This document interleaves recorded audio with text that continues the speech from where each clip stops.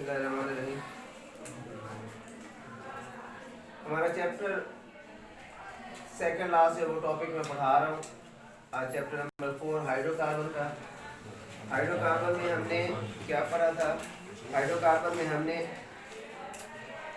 Saturated और unsaturated hydrocarbon के बारे में पढ़ा है, और सैचुरेटेड हाइड्रोकार्बन की जो सीरीज़ है उसको हम अल्केन कहते हैं। पहले अल्केन की जो तैयारी, उसकी तिब्बी खसूसियात, उसकी कीमियाई खसूसियात और इस्तेमालात पढ़े। फिर उसके बाद जो अनसैचुरेटेड हाइड्रोकार्बन है उनमें दो सीरीज़ हैं, एक अल्कीन सीरीज़ है और एक अल्काइन सीरीज़ है। तो कल हमने अल्कीन सीरीज़ को जो वो ख़त्म किया है, उसमें भी हमने पहले उसकी तैयारी के बारे में पढ़ा, फिर उसकी तिब्बी खसूसियात, फिर उसके केमिकल रिएक्शंस और इस्तेमालात पढ़े हैं। तो आज हाइड्रोकार्बन में जो थर्ड सीरीज़ है, अनसैचुरेटेड हाइड्रोकार्बन में दूसरी, जिसको हम अल्काइन कहते हैं, उसके बारे में पढ़ रहे हैं। मैं पहले थोड़ा सा अल्काइन के बारे में दोबारा बता दूं। अल्काइन क्या होते हैं? ऐसे हाइड्रोकार्बन जिनमें कार्बन कार्बन ट्रिपल बॉन्ड पाया जाए, हम उसको क्या कहते हैं? अल्काइन कहते हैं। The hydrocarbon in which carbon carbon triple bond is present are called alkyne. ठीक है। और जो अल्काइन सीरीज है, इसके जितने भी मेम्ब्रान हैं, हम उनको क्या कहते हैं? हम उनको एसिटिलीन सीरीज भी जब वो कहते हैं। इनका जनरल फार्मूला क्या होता है? इनका जनरल फार्मूला होता है CnH2n-2। मतलब क्या है इसका? कि जितने कार्बन एटम होते हैं उसके डबल से 2 कम हाइड्रोजन एटम होते हैं। इनकी अक्रेंस क्या है? ये फ्री स्टेट में पाए नहीं जाते, बहुत कम पाए जाते हैं। क्यों नहीं पाए जाते? क्योंकि ये हाईली अनसैचुरेटेड हाइड्रोकार्बन्स हैं, और जितना हाइड्रोकार्बन अनसैचुरेटेड होगा उतना ही वो क्या होगा? उतना ही वो रिएक्टिव होगा। रिएक्टिव होने की वजह से ये आज़ाद हालत में ये बहुत कम पाए जाते हैं, ना होने के बराबर पाए जाते हैं।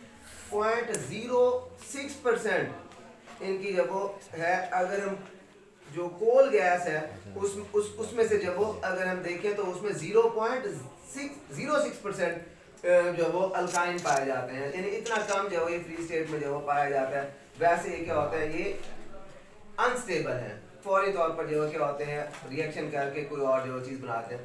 तो इनकी जो वो प्रिपरेशन कैसे, इनको कैसे प्रिपेयर किया जाएगा? इनको तैयार करने के 2 तरीके हैं। पहला तरीका क्या है? Hydro halogenation of vicinal dihalides. ठीक है, पहला तरीका क्या है? ठीक है, dehydro halogenation of vicinal डाइहैलाइड।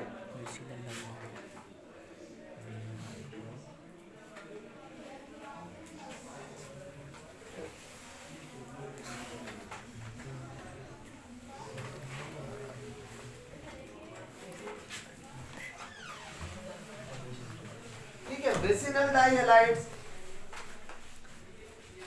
C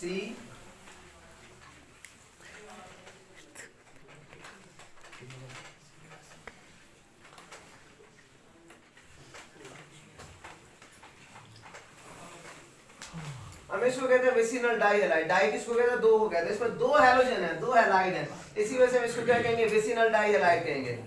हमने विसिनल डाइहैलाइड को क्या करना है?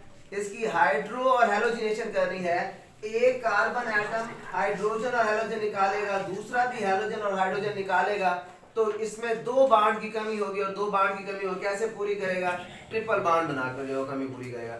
ये रिएक्शन कैसे होगा? किसके साथ होगा? अल्कोहलिक पोटेशियम हाइड्रोक्साइड के साथ होगा। किसके साथ होगा? Potassium hydroxide. कौन सी? अल्कोहलिक। ठीक है, तो हाइड्रोजन हेलोजन, हाइड्रोजन हेलोजन, दोनों कार्बन एक हाइड्रोजन और एक हेलोजन जो वो रिमूव करेंगे, और इनके दरमियान क्या बन जाएगा?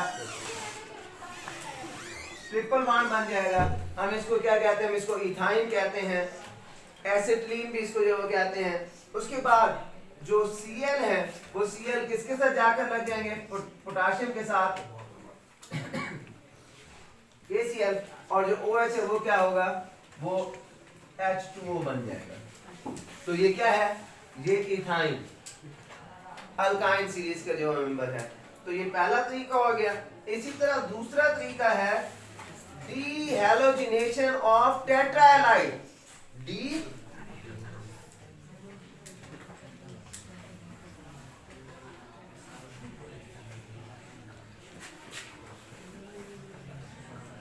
टेट्राहैलाइड, टेट्रा किसको कहते हैं? चार को कहते हैं। टेट्राहैलाइड का मतलब क्या है?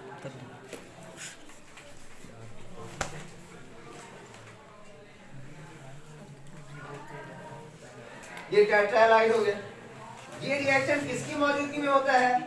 जिंक डस्ट की मौजूदगी में होता है। हीट किया जाता है इसको, क्या बनेगा? HC ट्रिपल बॉन्ड CH और ZnCl2। ये हमारे पास क्या है? इसको क्या कहते हैं? इथाइन। इसकी फिजिकल प्रॉपर्टीज आप उसको जो देखना, तीन फिजिकल प्रॉपर्टीज है।